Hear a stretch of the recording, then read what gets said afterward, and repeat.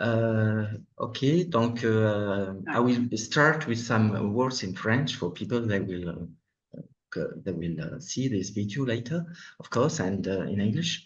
Je dis bonjour à tous les participants, bon, et à ceux qui vont plus tard regarder la vidéo.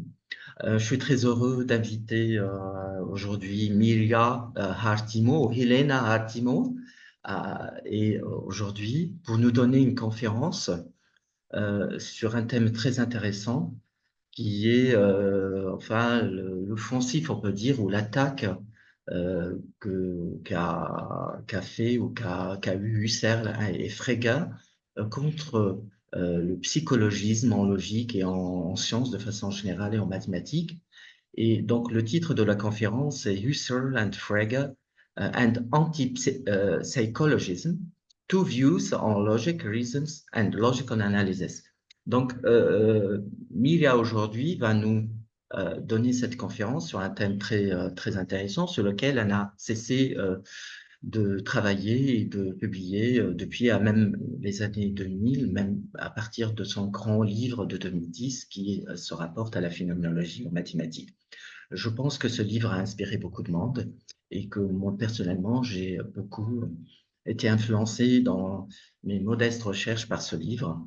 Et depuis, bien sûr, 2010, Mirja Hartimo a continué à vraiment à travailler dans ce champ de spécialisation très pointue qui allie phénoménologie, logique, mathématiques et philosophie. Et elle était très productive puisque rien qu'en regarde par exemple, son site web personnel ou sa page sur Feel People, on trouve une liste détaillée de ses publications, que ce soit des livres ou des articles, qui sont très intéressants et qui s'insèrent tous presque dans cette problématique, comment faire dialoguer les mathématiques avec la phénoménologie, avec la philosophie, avec la logique et avec bien sûr la rationalité.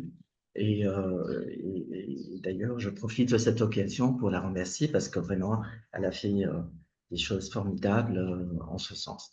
Alors, rapidement, je vais laisser la parole à Mirja pour nous parler pendant 1 heure sur le thème que j'ai cité. Mais rapidement, je voudrais donner quelques éléments biographiques sur Mirja. Elle enseigne actuellement à l'université de Helsinki, en Finlande. Et bien sûr, elle a publié surtout par exemple, je cite rapidement, chez Routledge en 2022, elle a publié un livre, un ouvrage collectif qui porte le titre de Contemporary Phenomenologies of Normativity, Norms, Scopes and Values. Elle a publié aussi en 2021 Husserl and Mathematics chez Cambridge University Press. Elle a publié en 2014 un livre en coédition, bien sûr, Phenomenology and the Transcendental. C'est un livre très intéressant. Et puis, notamment, elle a publié chez Springer en 2010 Phenomenology and Mathematics, qui est un livre qui a inspiré, je pense, beaucoup de monde. Et ensuite, sur le plan des articles, elle a publié des articles très intéressants rapidement. Je vais citer quelques-uns. Par exemple, No Magic, From Phenomenology of Practice to Social Ontology of Mathematics. Ça a été publié dans la revue Topoi en 2023. Epistemic Values and Their Phenomenological Critique. Ça a été publié dans un ouvrage, je crois, contemporain, ou dans l'ouvrage contemporain qu'elle a déjà co-édité sous le titre de Contemporary Phenomenologies of Normativity. Rapidement, elle a je crois, édité un article dans la revue Inquiry, très connu, Introduction to Spatial Issue on Critical Views of Logic. Dans la revue Inquiry, toujours, Husserl, On Kant and the Critical View of Logic, etc. La liste est longue et voilà. Donc, j'ai mis dans le chat l'adresse de son site personnel, de sa page web personnelle où vous trouverez presque tout en détail, même en open access, tous les articles, et sa page sur Feel People, où vous trouvez de façon détaillée un peu toutes ces références que je viens de citer.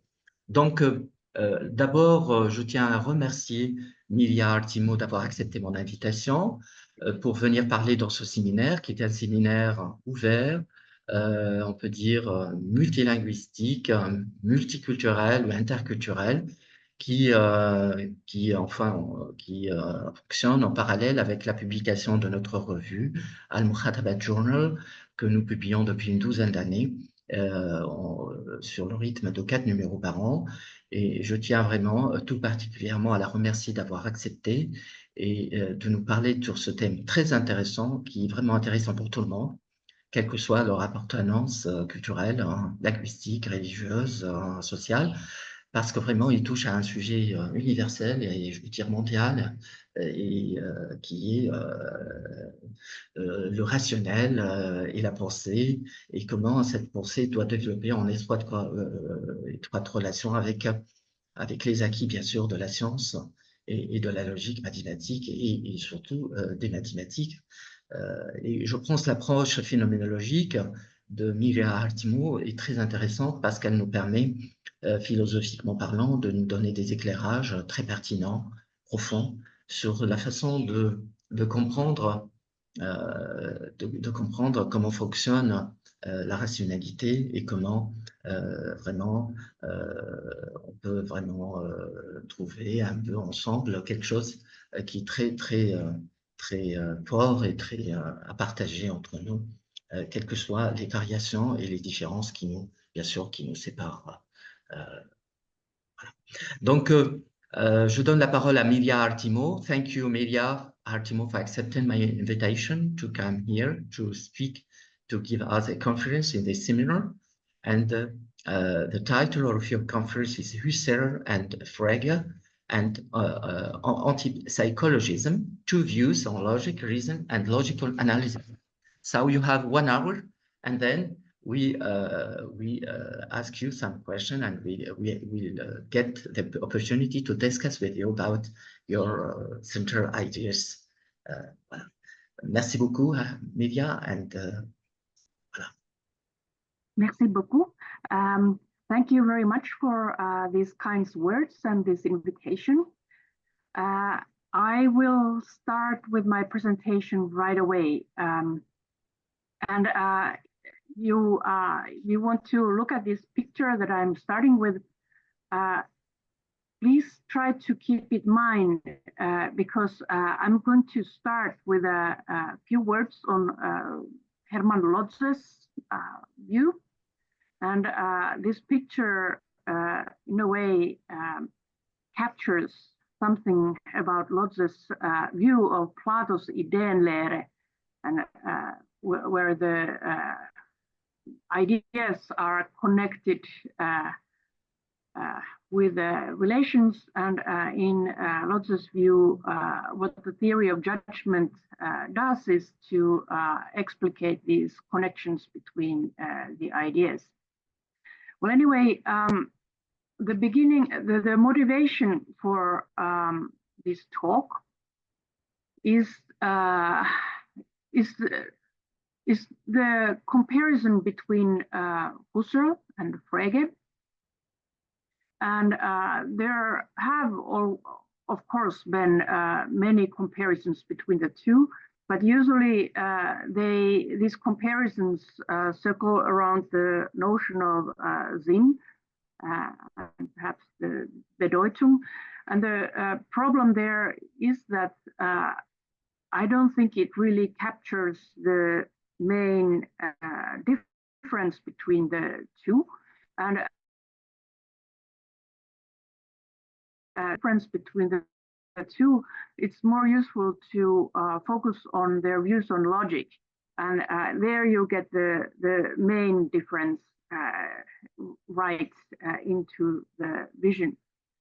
And what I'm going to argue is that Frege's view is, in a way, a kind of a logic first view, or I probably should not say dogmatic, but uncritical view of logic. So he thinks that there is one true logic, and he, in a way, takes it as the one true logic and does not raise any kinds of questions about why that would be the one logic. As opposed to that, Husserl's view of logic is a kind of a critical view of logic, which sees the role of logic in a bit different way. Logic is, in this view, entangled with the subject matter in such a way that the logical analysis is about this particular subject matter. And then you have to be able to justify the kind of logic that you are using. And the term critical view of logic comes from Charles Parsons. He published a paper published in Inquiry in 2015, where he coined the term critical view of logic. The idea of criticality comes from Kant, so it's in a way Kantian view of logic, even though Kant, of course, was not critical about his general logic. So in general, in this view, the idea is that some facts about the studied domain may require modification of the used logic. Parsons took, for example, Brouwer to be one example of a critical view of logic. The idea being that the size of the domain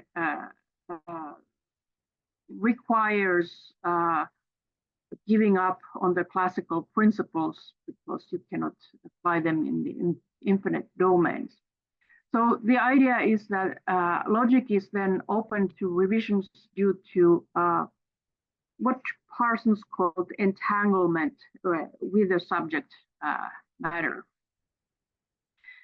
And for Husserl, I think Husserl is a paradigmatic example of this kind of a critical view of logic. For him, this raises the question whether logic is possible in the way Kant questions whether science, metaphysics, or mathematics is possible. So the idea is that logic then is something that requires transcendental questions about its possibility or justification, or in more modern terms about justifying the choice of logic. So in this talk, I first wish to talk about Roger's view of logic, because both Frege and Husserl react to Roger's view of logic. They both were very much influenced by Roger, but in a very different ways. They both accused Roger's view for being psychologism.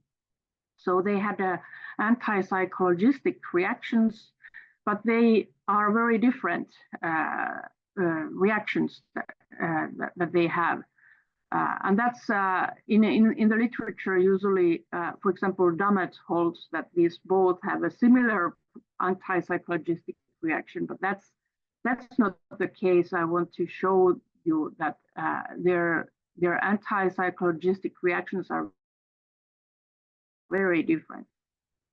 And these reactions result in a very different view of logic.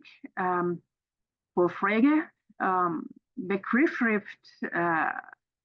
so logic that he formalized is more or less identified with reason and rationality and also objectivity, whereas for Husserl, logic is not identified with any kind of symbolic logic, but this is not to say that he would be he would object to that. It's just that the different kinds of logics are as if out there, and reason has to do with something much more encompassing than just applying logic into philosophical problems. And then in the end of this talk, I want to expand on, in a way, two different kinds of logical analysis that follow from these two different kinds of approaches. So in some sense, this Fregean approach gives a rise to the idea that you have one logic that you just apply everywhere, whereas Husserl's view of logic is more subtle. There you have to apply logic, taking into account the nature and the goals of the nature of the subject matter, as well as the goals of inquiry. So first, some words about Lotze.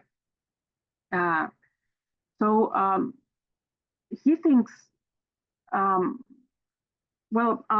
his massive work on logic has three parts, and the first part is organized in a pretty traditional way about concepts, judgments, and syllogisms. And the second part is about methods of inquiry, and the third part is about all kinds of general things about how his view of logic should be understood. And now, in the beginning, he explains that the thought converts impressions into ideas, and then these are objectified and grammatically formed, and these forms are something given in language. Those who are familiar with Husserl, or especially later Husserl, could perhaps, this is analogous to his view of passive synthesis or pre-predicative synthesis. So there is a lot of things going on before we deal with logic. Then in Lotze's view, these ideas are then classified into concepts, and these form a system of concepts. And these systems of concepts are hierarchical, so a bit like Aristotelian or Porphyrian views of essences. The higher concepts form a hierarchical structure, so that they rest on a broad base formed by all singular concepts or ideas. So singular ones on the bottom, and then they grow gradually narrower as they arise. So and for Lotze, there is not one pyramid, but there are several ultimate concepts not reducible to one another.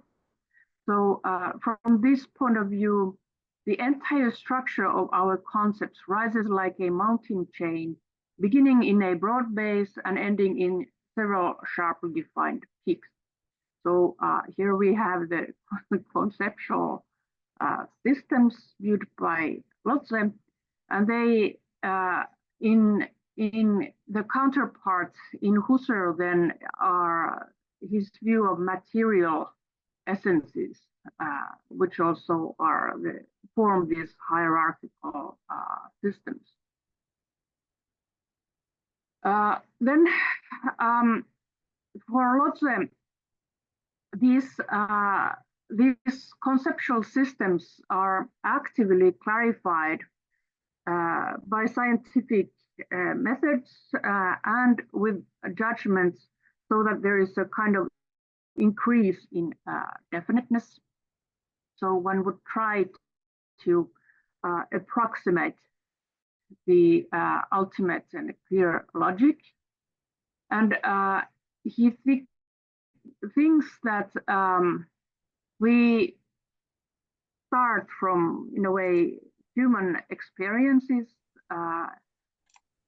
Quine would say in medias res. So we survey, dissect, and investigate not that invisible something which we suppose to lie outside us, but the visible picture of it that is formed in our consciousness. So with logic, we try to approximate the true conceptual structure, but we never know if we have the right conception of logic. So these different judgments are connected to form a structure, which is always underdetermined by observation. So there are some interestingly Quinean claims in Lotze. And Lotze also thinks that it's the Leibnizian ideal to overcome ambiguity of expressions is a bit too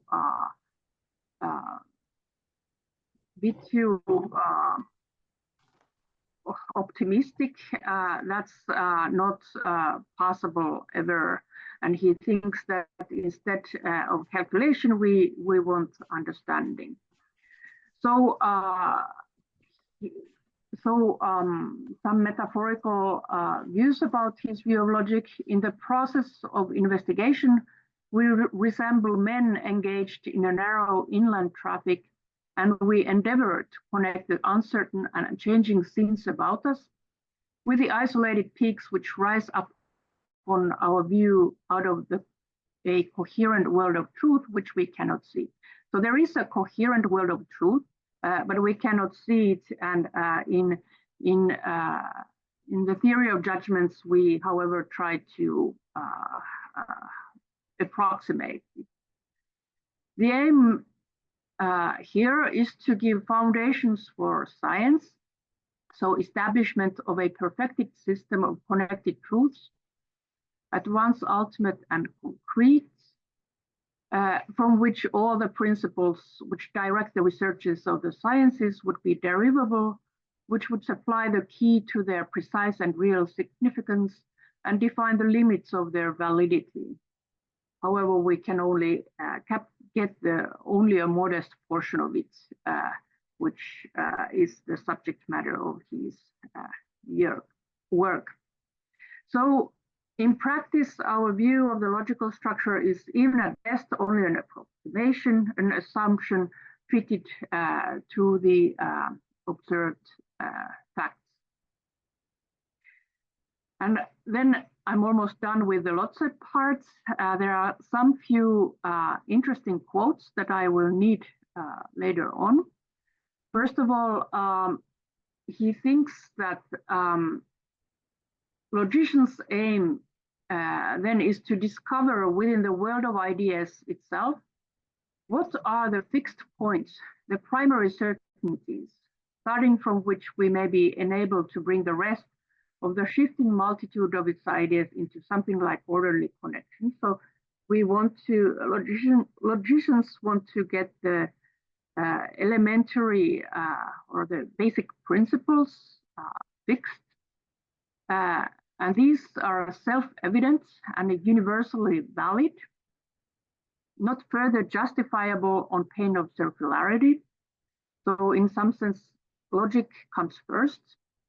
He writes that it must be clear enough that no sensational or empirical theory of the origin of thought and knowledge can possibly either prove or disprove the principle of identity or excluded middle. In every step of the argument, it needs them both. So we cannot justify these basic logical principles. And this also holds with respect to mathematics. And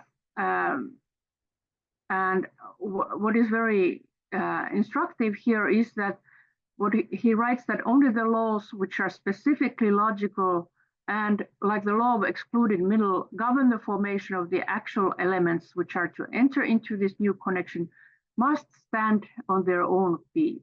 This is very interesting because this is what's logic with what Frege, what is very central to Frege, but which is something that Husserl does not follow.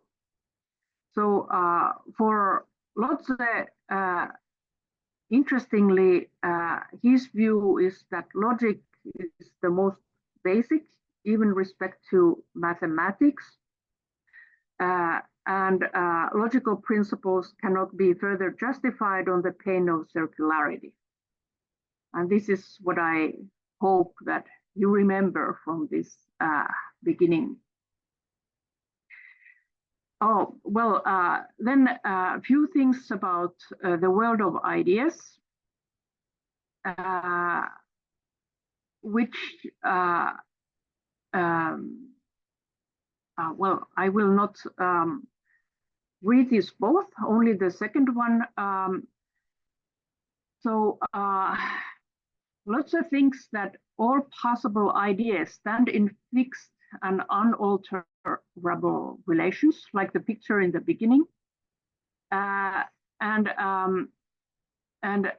we may carry our attention from one to another, or in whatever order they may be, one after another, brought to our perception by occasioning qualities, even unknown to ourselves. So we shall invariably find the same relations obtaining amongst them, which are given as once for all in the objective and endless complex structure of the world of ideas. So Lotze has a very peculiar view of Plato's view of ideas. Basically, he thinks that logic is the conceptual structure that renders whatever ideas we have, renders them valid, and therefore what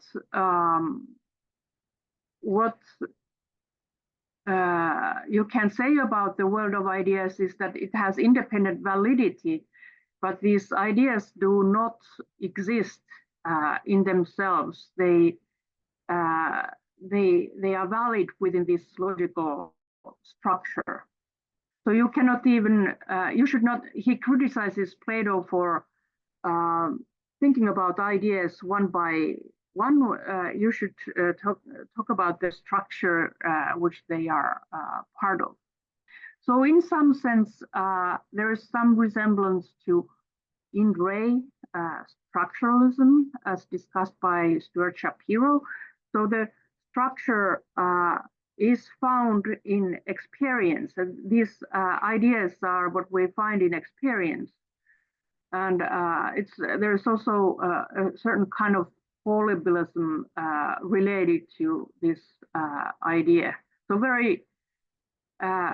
it's kind of interesting that he thinks it's very Platonic. It's more like a structuralist view.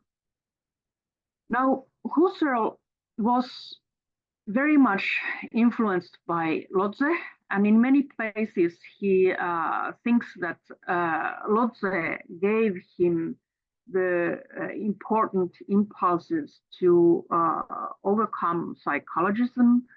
And also because of Lotze, he started to read Bolzano and take Bolzano more seriously. And there are many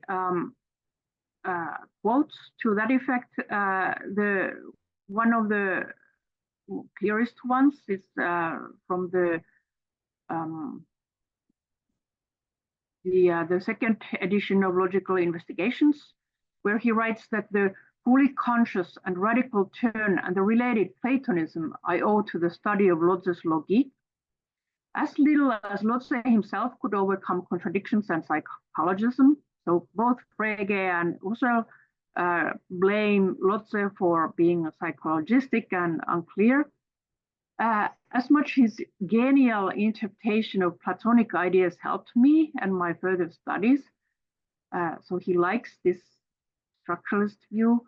Lotze's discussion of truths in themselves suggested to me the thought to place everything mathematical and a good part of traditional logic into the realm of ideality. So basically what Husserl does with respect to Lotze is that he takes the modern mathematics, which for him includes people like Riemann, Cantor, Lee, Hamilton, Grassmann, so completely new kind of structural view of mathematics that was developed in the 19th century. And he thinks that these mathematical structures define, give the realm of ideality. So, so while Lotze thinks that we aim at this coherent system of truths, Husserl thinks modern mathematics would be a kind of fulfillment of this ideal, and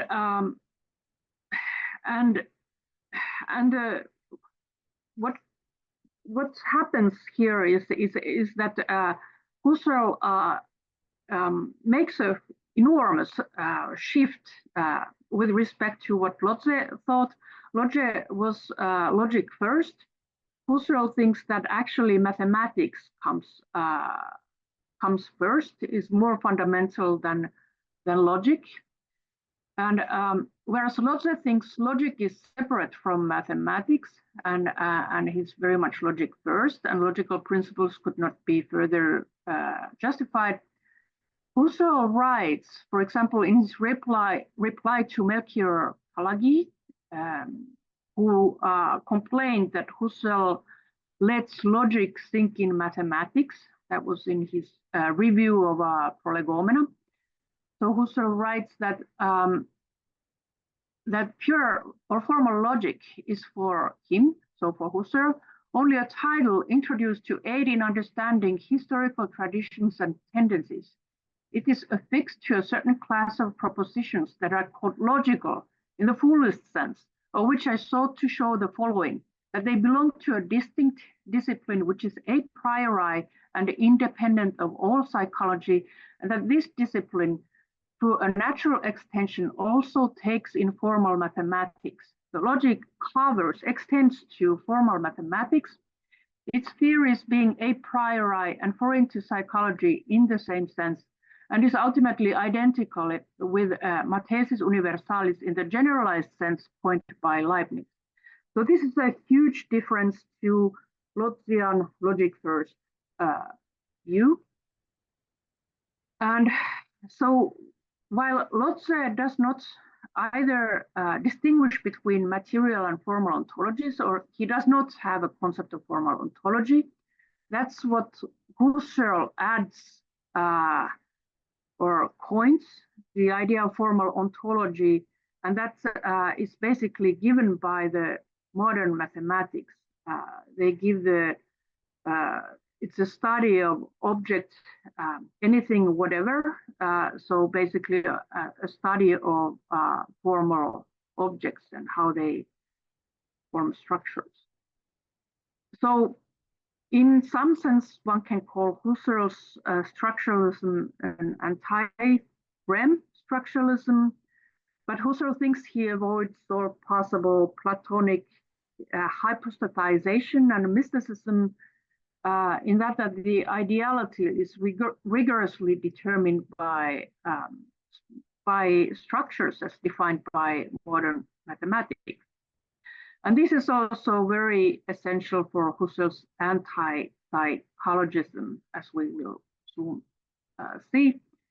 For Husserl, modern mathematics is the basis for operations of thought and for logic in the sense that logic is about laws of thought. Okay. Now, Husserl's argument against psychologism uses that fact in a very profound way. He thinks that these, what he calls normative technological disciplines, or that's the Kunstlehre translation in English. Also logic, insofar as it gives norms for thought, should be based on this pure theoretical approach to logic. So basically on this mathematical view of logic. So a priori extending to mathematics. And he writes very clearly that every normative and likewise every practical discipline rests on one or more theoretical disciplines, inasmuch its rules must have a theoretical content separable from the notion of normativity, whose scientific investigation is the duty of these theoretical disciplines. So the basic idea is that the normative laws of the practical disciplines, and also logic insofar as it deals with thinking, they obtain or inherit their normative force from the way things are in these theoretical disciplines. So for that reason, logic as a theory of thought requires or has to have this theoretical view of logic, or mathematical view of logic as a foundation. Otherwise, if there is no such foundation, the logic, insofar as it is about thinking, would be completely arbitrary, and it would be based on people's psychological makeups or on conventions, and these would result in skepticism and relativism, and well, everything would go havoc, and that's the Husserl's critique of psychologism. So, to put the relationship to Lotze briefly, is that he thinks that we need mathematics to be first, and logic be based on basically mathematics, and that would give logic a theoretical basis. But then he has another problem, that how to justify mathematics, and that is basically what he does in logical investigations, and later on in Ideas 1, that he thinks that he needs to give phenomenological or transcendental justification for that. And that actually, if you read the introductions to logical investigations and Ideas 1, that's precisely what he says there that he's doing. Anyway, this kind of view results in a kind of critical view of logic, in such a way that if logic is thought as a full thesis universalis, then you end up with a Kantian problem, that what makes logic, mathematics possible. So Husserl claims that if Kant only had a extensive enough view of logic as a full thesis universalis, Kant too would have raised critical questions about logic. But instead, Kant had a more narrow view logic, the general logic as a system of syllogism.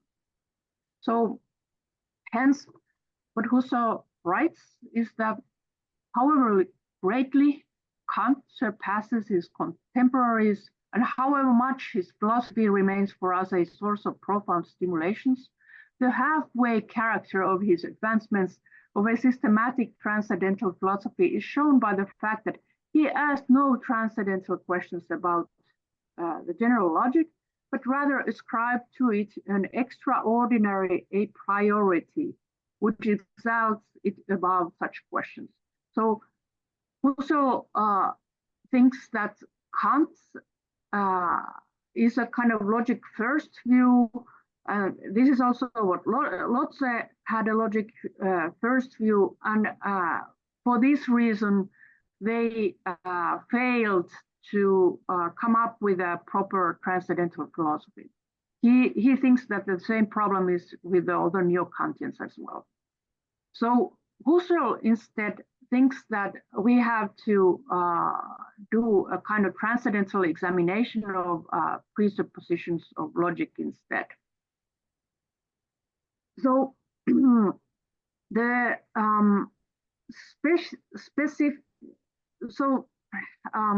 peculiarity or what Husserl's view of logic is like is comes more clearly into picture when compared to Frege. Frege, in turn, thinks with Lotze. It's a bit debatable whether he quotes Lotze. He doesn't mention Lotze, but Gottfried Gabriel thinks that he quotes from Lotze, but that's a debatable. That logical laws are general laws which neither need nor admit of proof. So that's in Grundlagen, a famous quote. So Frege ascribes to circularity argument that we cannot give the basic principles of logic any further justification on the pain of possible circularity. There are different ways Frege announces this. And moreover, his strategy in combating the psychologism is what I think is a familiar one to probably everyone, is that always to separate sharply the psychological from the logical, the subjective from the objective. And this happens by means of Begriffsschrift. So you have to formalize things into his system. And when that is the case, then you have reached the objective in separation from the subjective. And that's also the way to combat the psychologism. So objective for him is what is subject to laws, what can be conceived and judged, and what is expressible in words. So basically, pretty much more what you can basically formalize in Begriffsschrift. And here's another quote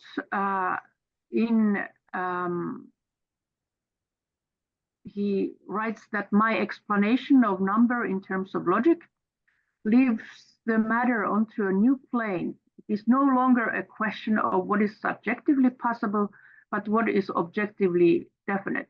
So logic as from Begriffsschrift basically is what gives you the objectively definite formulation, and that's the end of the question. For in fact, that one proposition follows. Oh, sorry, there was a question?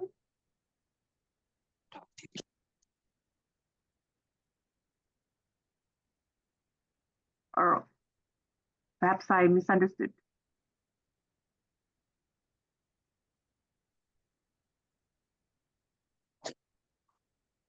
Oh, Hamdi, you are muted. Oh, well, okay, there was no, okay, I will continue. So, for in fact, that one proposition follows from certain others is something objective. So logic gives you objective facts, and that's it. Frege's Begriffsschrift basically provides the logical structure that in Lotze's picture can only be assumed to hold and we only approximate. Frege actually gave a formulation for this Lotzian, in a way, a dream. And the view is logic first. There is only one logic for Frege, and like in Lotze, logic should stand on its own feet. It does not need any further justification in any way. And furthermore, whereas for Husserl, logic has a foundation in mathematics, for Frege, in Frege's logicism, arithmetic or mathematics is reduced to logic. Arithmetic is reduced to logic, and in Begriffsschrift, he was even more ambitious about that relationship. So, taking stock, Husserl's view of logic is critical. Frege's view of logic is logic first. Well, dogmatic is probably a bit unfair word to use. Let's say uncritical, but well, in Kantian sense, it's dogmatic. For Husserl, logic extends to formal domains of modern mathematics, and it demands justification, or this justification can also be understood as a kind of clarification. So not necessarily, you don't need to look at it in such foundationalist view as was what some people do.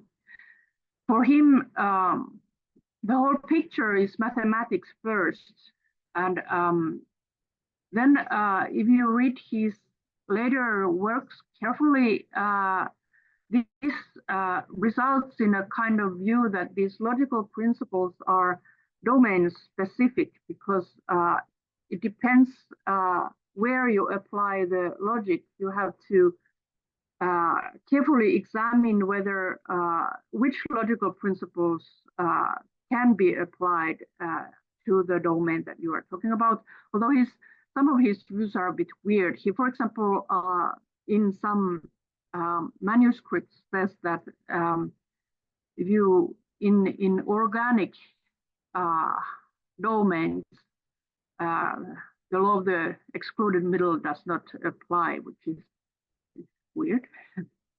Anyway, Husserl avoids psychologism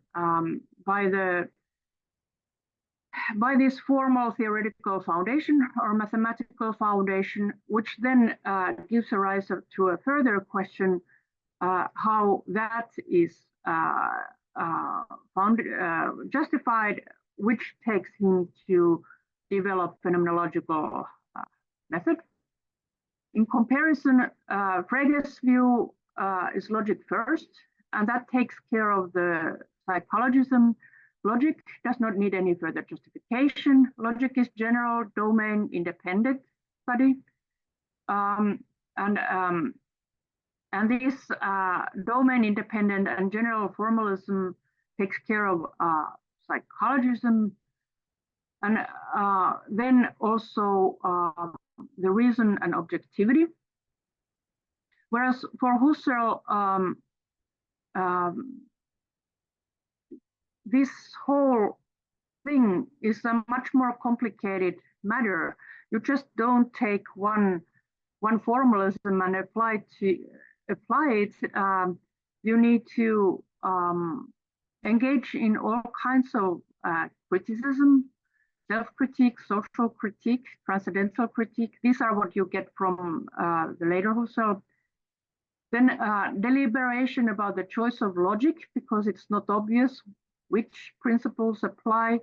Then you need to have a clear grasp of the nature of the domain, and also the goals and values of the inquiry that you enter into. So the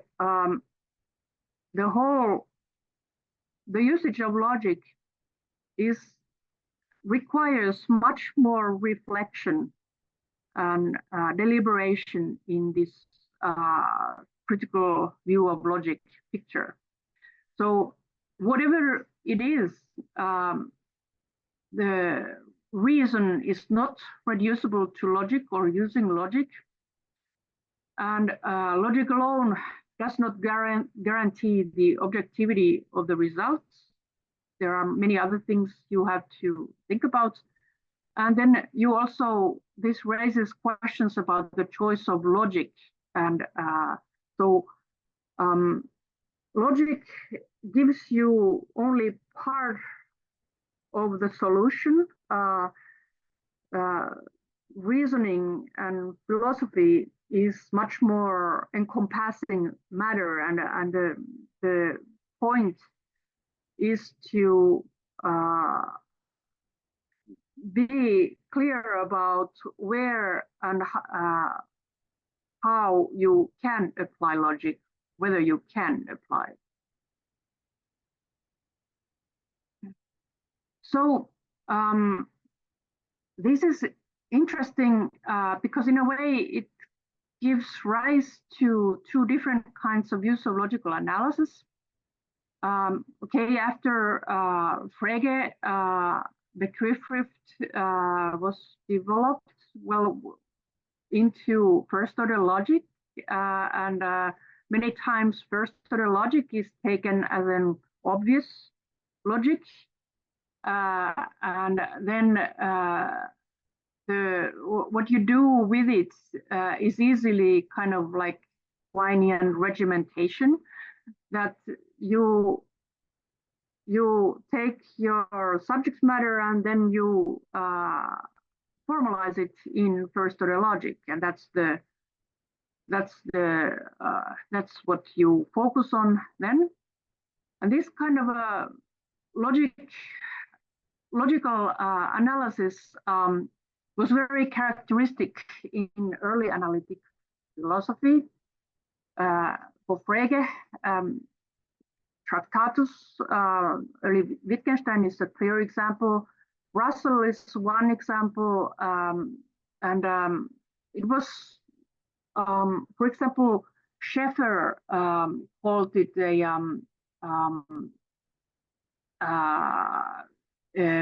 wait, do I have it here?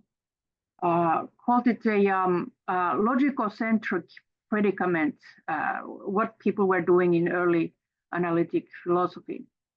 But in terms, if you take this more Husserlian view of logic,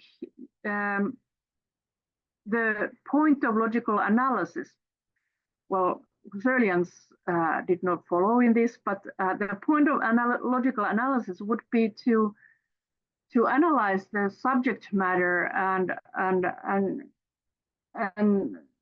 finding the particular logic that describes the structure in it. So it's more like Carnapian explication. And I think there are many examples. Carnap would be one. There are many ways of interpret Carnap's views, but in a nice way, he can be viewed in that way. Then there's Charles Parsons and Brouwer. Then there's, for example, Dora Accuriotti. I don't know, you probably guys know how to pronounce this name, who formalized Kant's transcendental logic. So if they took this one logic view here and would just formalize it in first-order logic, it would be a terrible project.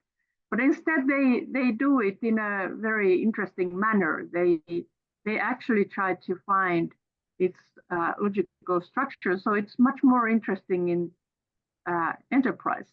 Then we have Stuart Shapiro, Øystein Lindeboe and whatever constructive logic in quantum physics or constructive analysis. And so these kinds of approaches would be kind of critical approaches. And what is important in it is that you have to have a understanding of what you are doing when you are analyzing things with logic. You have to understand the subject matter and the goals of inquiry. And the idea of logical analysis is much more subtle than in this one logic view. And I personally would find it philosophically much more satisfactory because it's much more fine-grained and also subtle. Takes into account the particularities of the subject matter. So I'm now coming to conclusion. I think that's about time. I have a 4 minutes time from 1 hour. Yes. So, so I have been talking about Frege and Husserl and how, in a way, you can compare the two in an interesting way by focusing on what they do with logic, what kind of role logic has in their respective philosophers, and then argue that you can come up with two different kinds of views of logical analysis. And in early analytic philosophy, it was a lot this logic first analysis, so kind of Fregean analysis. But I think in contemporary analytic philosophy, people are actually many times rather doing logical analysis in the sense of critical view of logic. And in both of these approaches, logic is in some sense a priori or special, but in the different ways.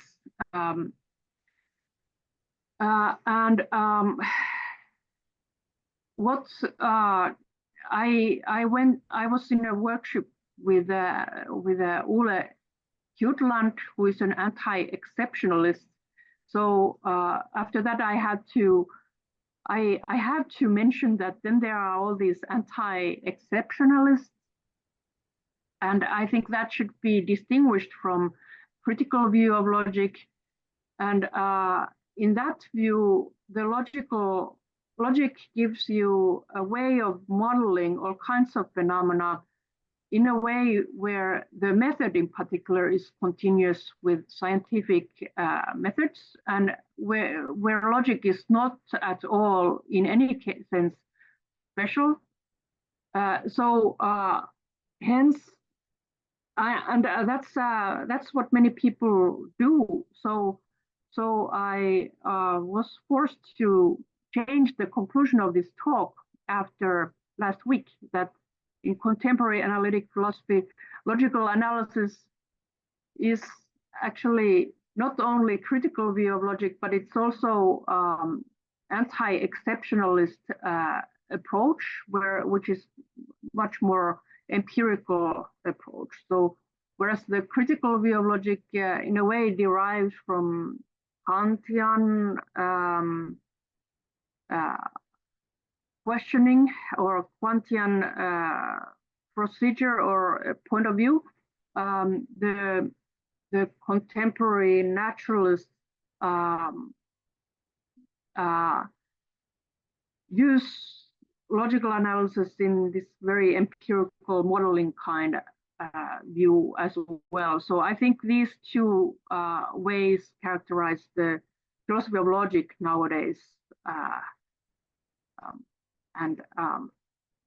Then I have one paper where I also argue that these different views of logic result also in different meta-ontological views, but that's another matter for another day.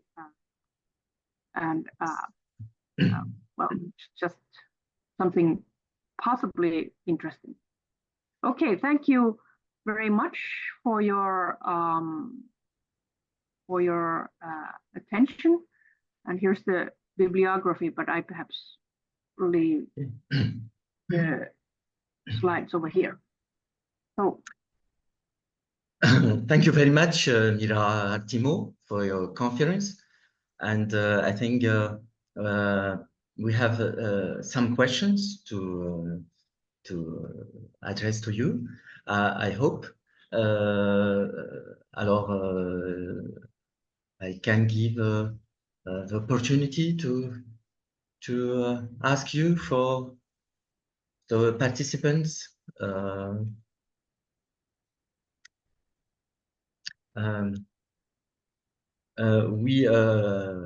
I was really impressed by your conference because you, like we say in French, vous avez mis en valeur Lotze. You give value and importance to Lotze, which is not very known. For example, in comparison to another one is Brentano. When we talk about the start of analytic philosophy or phenomenology and the beginning of the work of Frege and Husserl, we sometimes talk more about Brentano and the influence that got Brentano on both, rather than Lotze. So I'm impressed by your conference because you gave us the opportunity to feel and to the importance of Lotze in the starting point of the work of Husserl and Frege. For example, when we read another work of François Recanati, he tried to put them together, Frege and Husserl. He said they belong to the same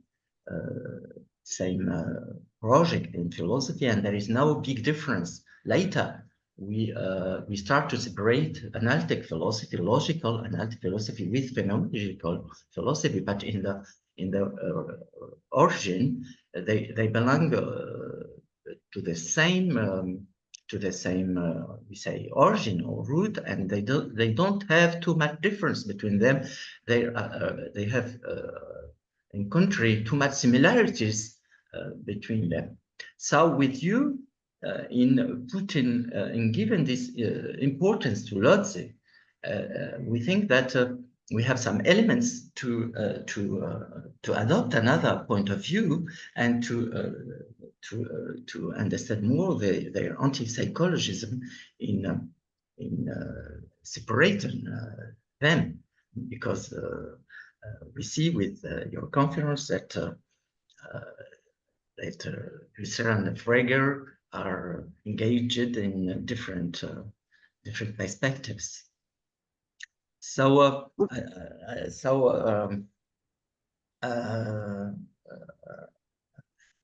when, for example, for me, when I start a course of logic and I say logic is not an empirical discipline, or is nothing to do with psychology, they find this very strange to say this.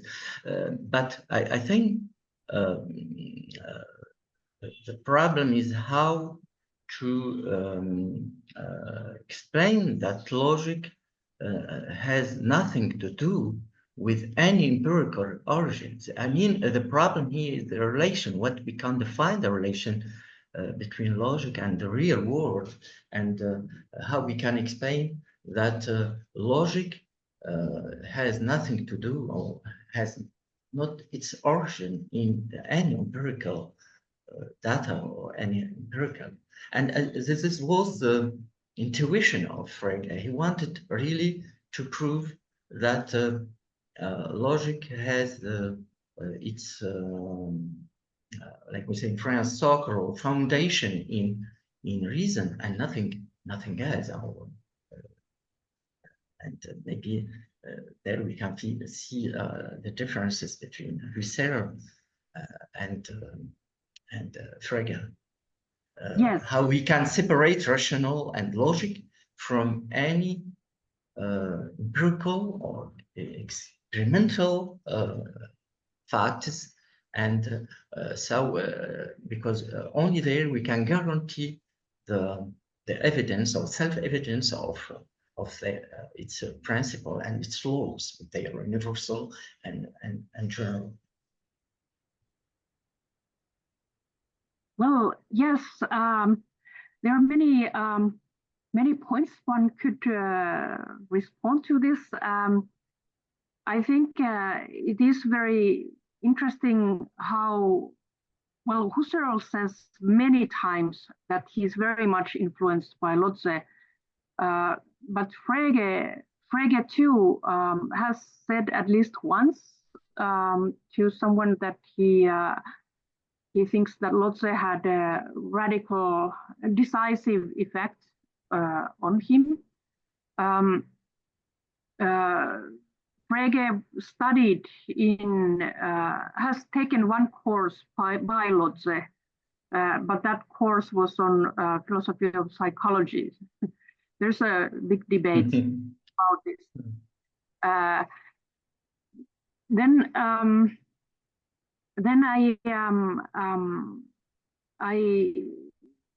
it was very nicely captured how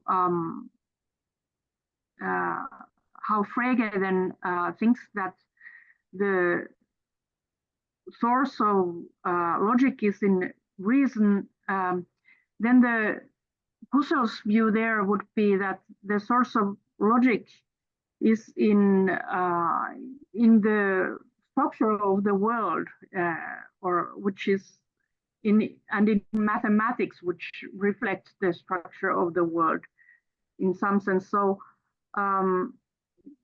in a way, both of them are a bit rationalist about their views.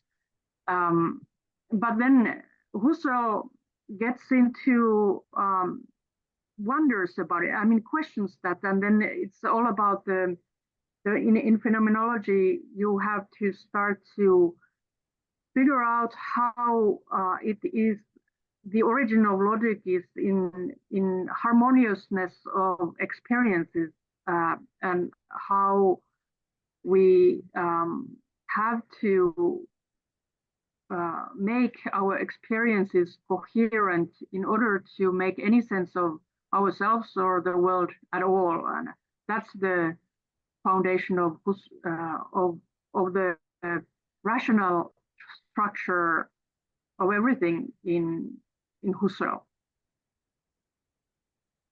But the details get really complicated there. I remember Jean Piaget was talking about these possibilities to reduce logic to mathematics, or mathematics to logic, or to see them as belonging to our another space, more universal and more abstract, and which is the origin really to all the activities of mathematicians and logicians. And this is I think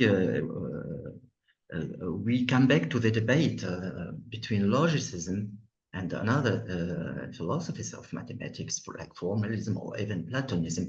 And maybe I learned today many things among them. Frege was more Platonistic or Platonistic than Husserl. And I think the situation nowadays are more nearby the ideas of Husserl than of Frege, because the situation of mathematics or logic, or systems of logic nowadays give reason to Husserl, maybe against Frege. I think even the proof, when we come back to the Tractatus, we see that Wittgenstein will give up this opinion of one logic, one system of logic, and to go to pluralism of the language games or systems of logic, as they are related to real life and ordinary life of people, social real life of people. Yes. I think the comparison between Husserl and Frege with respect to logic is very very rich. One can use it to very many analysis. Also, discussing Lotz's view of Platonism is useful because it also calls one's attention to the fact that Platonism is not one thing, but you always have to see how different people use the term. So there are many Platonisms. Of course, yeah. Some are more Platonist than some others. Yes. Alors, Valeria, you have a question? I think you can activate your micro. Yes. Thank you very much for this conference. Thank you very much for your host, for Dr. Hartimo. It was very interesting. Me too. I was very impressed by knowing Lotze and his influence on logic and on the philosophy of language in general. And listening to your fascinating speech, I was wondering if you if you can, if I can have your opinion about comparing to Husserl's rational structures. What do you think about the archetypes of a psychologist like Jung? Are there any relationship with Husserl, in your opinion, in any influence? Or okay, they can be considered as a psychologism, or are they very close to the rational structures of Husserl? Sorry. Thank you very much. Well, in his later, so when Husserl continued developing his views, he always took more and more aspects into account. And in his later philosophy, he started to talk about genetic phenomenology, where you take into account the accumulation of experiences, and then you can talk about habituation and things that belong to what he would call pre-predicative experiences, so which is before the conscious logical realm. Then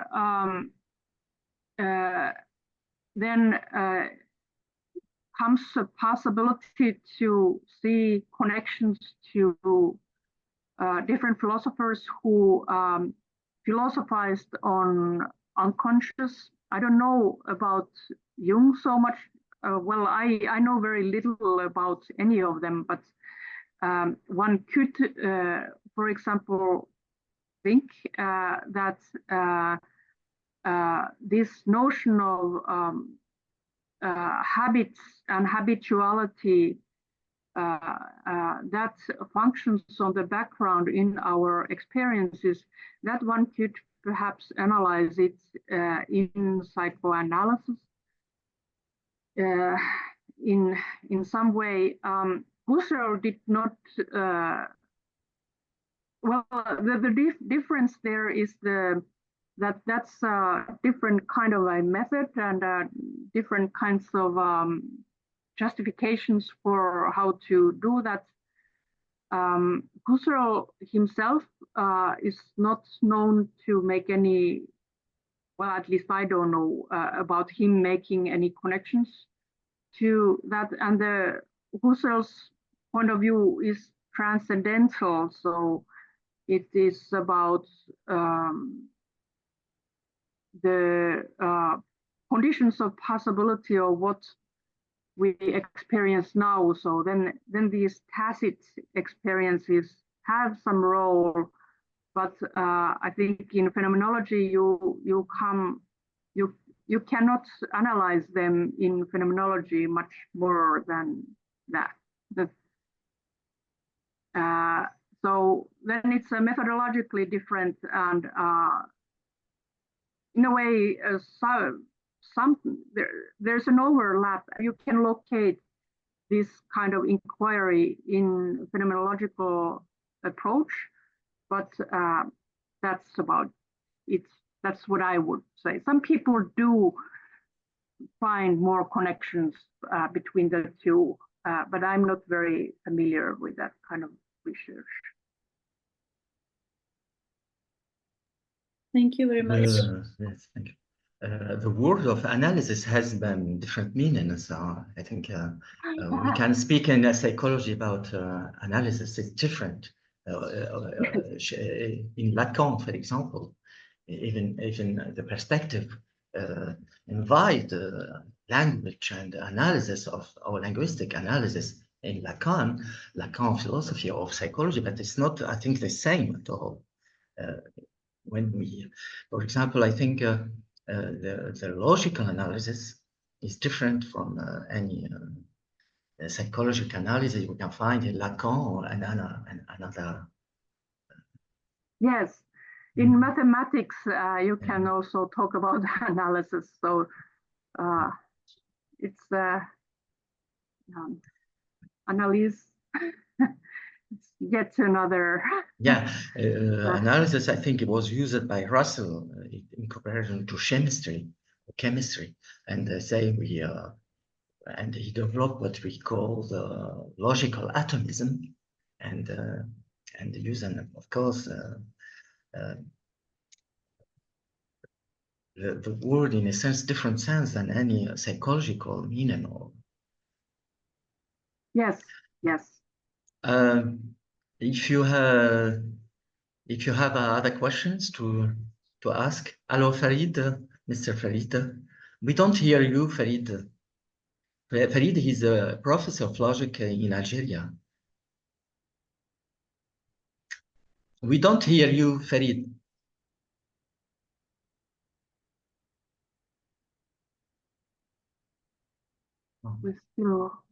We don't hear you.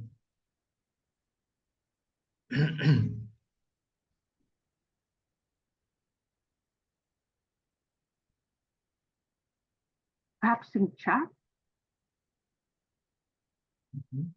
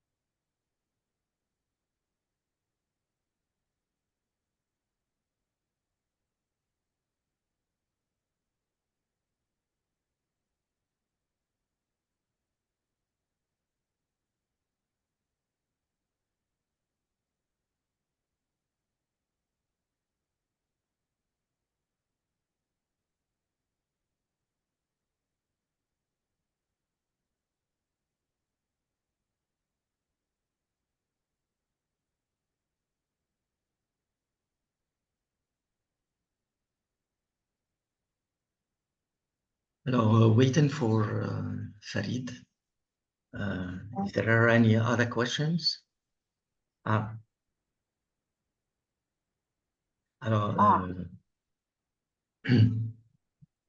this is a question from Jason Van Boom. He write to you a question on the chat. Yes. So how to compare that to with that of Peirce? So I think Husserl is much closer to Peirce than to Frege. Peirce too was easily a kind of mathematics first person, although his views changed throughout the years. But his view of continua is very mathematical, and then and then his view of logic is also quite algebraic. So it's definitely closer to Husserl than Frege, I would say. But it would be really interesting to come up with a more detailed analysis of that. Yes, I agree. There's, in general, I'm not an expert on Frege or Husserl, but as far as I know, for the reasons you give, Peirce is closer to Husserl, also because of their emphasis on phenomenology. But at least in reading the early writings of Peirce against psychologism, even though Peirce is mathematics first, it sounds very similar to Frege in his approach to objectivity. But that's only, it's just a possible research project later. Thank you very much for this. Well, thank you very much. Yeah, indeed, it would be interesting to look into that matter in more closely. Thank you for the question.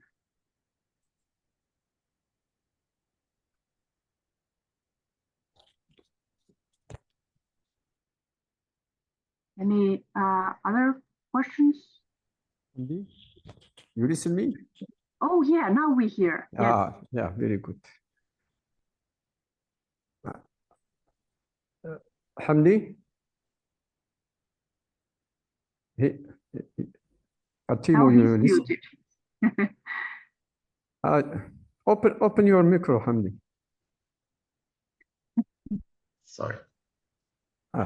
It's okay. It's okay? Do you listen me? Yes, yes. Please, please ask. And Hartimo, you listen? Yes. Yes, yes, yes. Then thank you for this conference. I apologize for my bad English, but I try to use it. You used the Hartimo, the term of the view of Frege, say dogmatic. Oh yes. Well, let's say uncritical.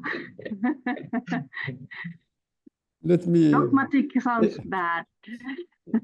Yeah, we have to determine the sense of dogmatic, because yes. Do you mean by this the radical logical analysis of language or other thing?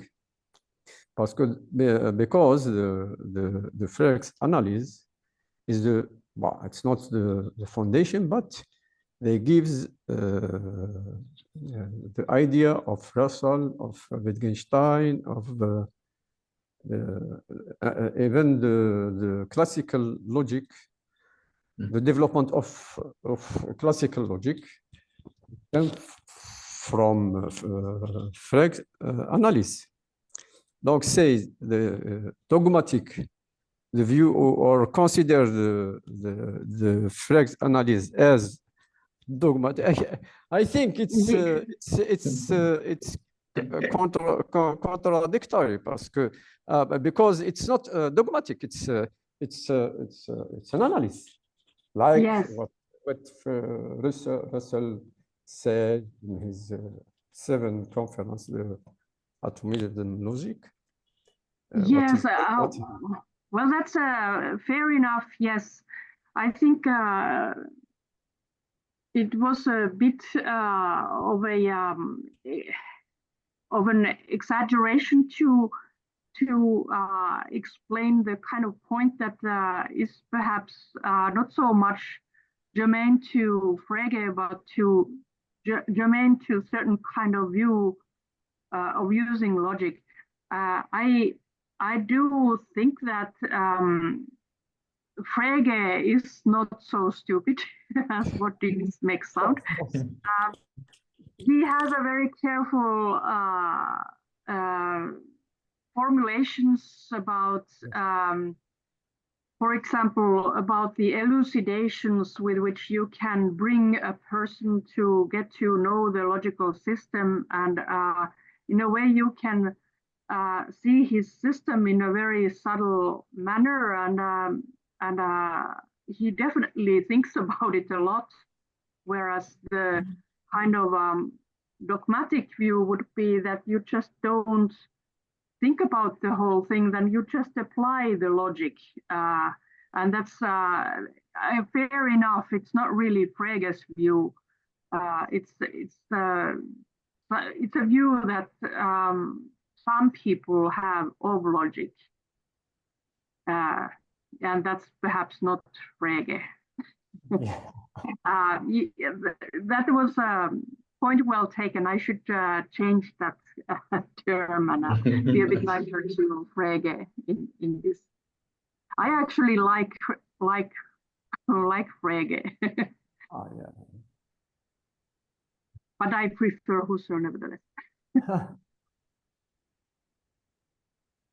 So thank you for the comments. That was good to You're get welcome. to refine it. Yeah. You're welcome. Alors, Anne Newstead asked you, what about the role of domains? Does Cantor inherit a domain-specific approach from Husserl? You can read her questions. Cantor worked in Halle in Germany when Husserl came there, and Husserl is younger than Cantor. So Husserl, Cantor was, for example, examining Husserl in his nostrification of his doctorate and also in his Habilitationsschrift. Cantor was involved. So Cantor was a kind of an older mentor for Husserl. Cantor also wrote some recommendation letters for Husserl. So I think it's difficult to show that Cantor would inherit anything from Husserl. It may be possible that Husserl inherited something from Cantor, but I'm not aware of domain specificity in Cantor's set theory. So in that sense, I don't know what to answer to this question, except that the other way around, yes, of course. That would be the question, but even then, I'm not sure how domain specific. Well, he does.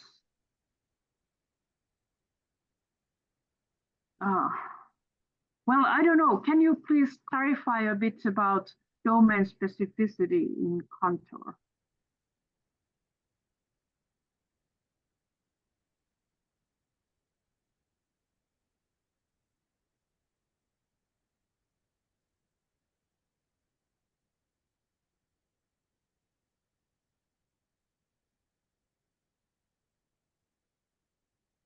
Let's say that that's also a something to look into more closely in some other occasion. For now, I cannot answer that question in more detail. The kind of domain specificity could come from Boole and the algebra of logic and things like that. So there you have kind of more fixed domain. Or, well,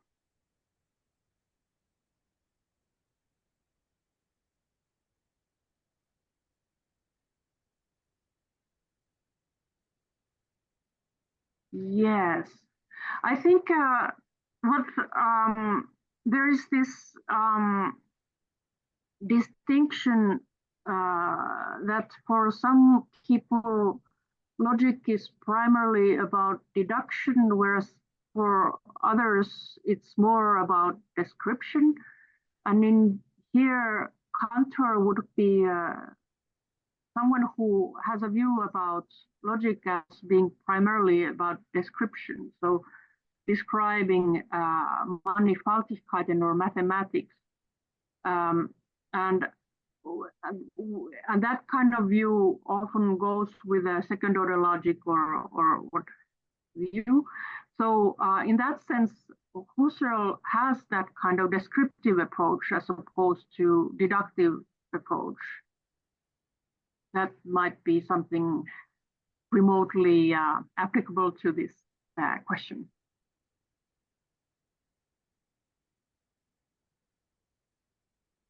Okay, so Mirja Hartimo, thank you very much for your conference and for your replies to the questions. Okay, so I have to stop this meeting, and I hope to meet you again for another conference. And voila, if there is no other questions, I will say wish you having a nice day, and Yes. I hope to meet you again for another conference or for another talk. Yes. Thank you for Likewise. all the participants and for questions, Thank and you for also. giving Thank from you your for time supporting. to join us today and to listen to Mirja Hartimo. Thank you. Thank you. And Bye-bye. bye-bye, goodbye. Thank you very much. Goodbye. And thank you from me too. Merci. Thank you.